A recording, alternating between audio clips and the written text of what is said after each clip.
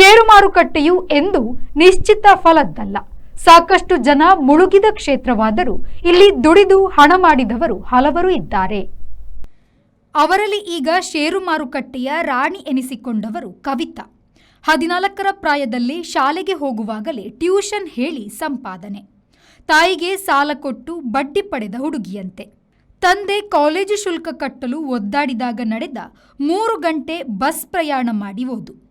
ಪೂನಾದಲ್ಲಿ ಟೆಕ್ಕಿಯಾಗಿ ಸೇರಿದಾಗಲೂ ತೃಪ್ತಿ ಇಲ್ಲ. 500 ರೂಪಾಯಿಯಿಂದ ಷೇರು ವ್ಯಾಪಾರ ಆರಂಭಿಸಿದರು. ಆಮೇಲೆ ಷೇರು ಖರೀದಿ ಮಾರಾಟದ ತನ್ನದೇ ಪೋರ್ಟ್ಫೋಲಿಯೋ ಸ್ಥಾಪಿಸಿ ಈಗ ಕಾಯಂ ಅದೇ ಕೆಲಸ. ಆರಂಭದಲ್ಲಿ 1-2 ಲಕ್ಷ ಸಾಲ ಮಾಡಿದ್ದ ಕವಿತಾರ ಕಂಪನಿಯು ಈಗ 2 ಕೋಟಿಗೂ ಹೆಚ್ಚು ಸಂಪತ್ತು ಹೊಂದಿದೆ. Bureau report, V4 news, Poona. Ideal ice cream, milky way to your heart.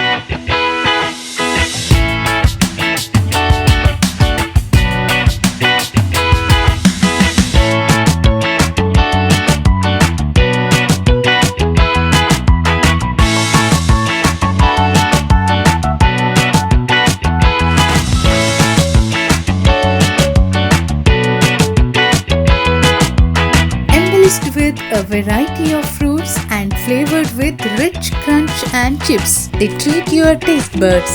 Ideal ice cream.